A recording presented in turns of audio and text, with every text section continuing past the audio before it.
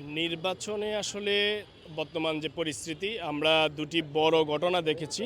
বড় ঘটনা দুটির মাঝে হচ্ছে চট্টগ্রামে একজন বিএনপির মনোনীত একজন প্রার্থীকে হুমকি দেওয়া হয়েছে যে উসমান হাদির মতো তাকে হত্যা করা হবে।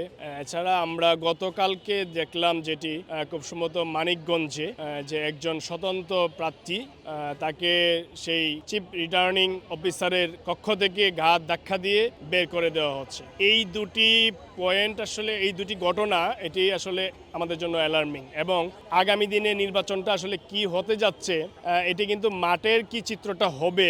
এখন তো আপনার বর্তমানে প্রচার প্রচারণা নেই, আনুষ্ঠানিকভাবে প্রচার প্রচারণা শুরু হয়নি। আনুষ্ঠানিকভাবে যখন প্রচার প্রচারণা শুরু হবে তখন আসলে নির্বাচন কোন দিকে যাবে এবং নির্বাচনের পরিস্থিতি আগামী দিনে আরও গোলাটে হবে কিনা সেটি তখন বলা যাবে। তবে আমার বিশ্বাস বর্তমান যে আইন শৃঙ্খলার পরিস্থিতি এবং আজকেও এনসিপির একজন কুমিল্লা ক্যান্ডিডেট হাসনাত আবদুল্লাহ তিনি অভিযোগ করেছেন, আজকে রাজু ভাস্কর্যে খুব সম্ভবত দাঁড়িয়ে উনি অভিযোগ করেছেন যে প্রশাসন বিএনপির দিকে ঝুঁকে যাচ্ছে।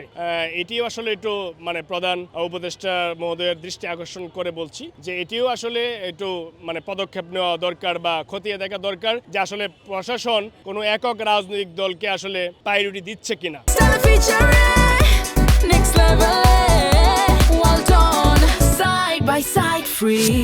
যদি এটি হয় তাহলে এই যে আমি ডামি যে নির্বাচন হয়েছিল ২৪ সালে সেই ধরনের নির্বাচন হবে এবং এটি একটি কলঙ্কজনক নির্বাচন হবে। আমরা চাই যে প্রশাসন তার নিরপেক্ষ ভূমিকায় থেকে প্রত্যেক ক্যান্ডিডেটকে সমান সুবিধা দিয়ে এই নির্বাচনে যাতে প্রত্যেকেই সমান সুযোগ সুবিধা পায় এবং ভোটাররা যাতে নির্বিঘ্নে ভোট কেন্দ্রে আসতে পারেন এবং তাদের ভোটাধিকার প্রয়োগ করতে পারেন সেই সুযোগটা করে দিতে হবে। আর যদি সেটি করতে না পারে প্রশাসন এবং বর্তমান সরকার তাহলে এটি একটি ব্যর্থ নির্বাচনে পর্যবেসিত হবে এবং এই নির্বাচনের সংঘাত আগামী দিনের রাজনীতিতে দীর্ঘমেয়াদী ক্ষতিকর প্রভাব ফেলবে বলে আমরা মনে করি। যে বর্তমান নির্বাচন কমিশন যে আরপিও রয়েছে সেই নির্বাচনের আরপিওতে আসলে সংশোধনী করার কারণেই আগে যেটি হতো ২০১৮ সালের নির্বাচনে আমরা দেখেছি যে জামায়াতে ইসলামের যারা ক্যান্ডিডেট ছিলেন বিএনপি জোটে তারা সবাই কিন্তু ওই যে বড় দল হিসেবে বিএনপির জোটে দানের শীষ প্রতীকে কিন্তু তারা নির্বাচনে অংশগ্রহণ করেছিলেন। তো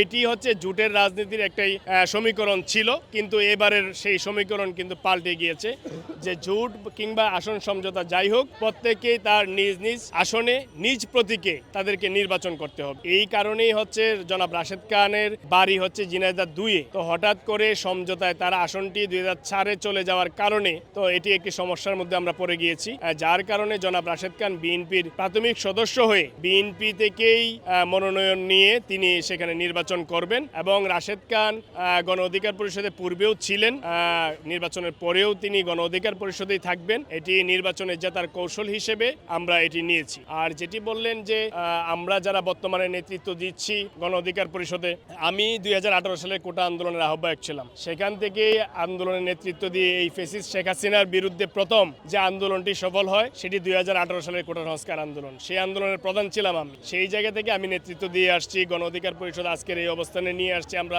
আমাদের একটি সম্মিলিত প্রচেষ্টা, নুরুল হক নূর, রাশেদ খান, ফারুক হাসান সহ আরও যারা আমার সহকর্মী আছেন বা সহযোদ্ধা আছেন, আমরা সম্মিলিতভাবেই গণ অধিকার পরিষদকে এদেশের মানুষের আশা আকাঙ্ক্ষার একটি দল হিসেবে আগামী দিনে প্রতিষ্ঠিত করব। সেই জায়গা থেকে আমরা আপাতত বিএনপির সাথে আমরা সমঝোতায় গিয়েছি। কারণটা হলো যে আমরা বিগত ফ্যাসিস্ট আমলে এই বিএনপির সাথেই যুগপৎ আন্দোলনে অংশগ্রহণ করেছিলাম।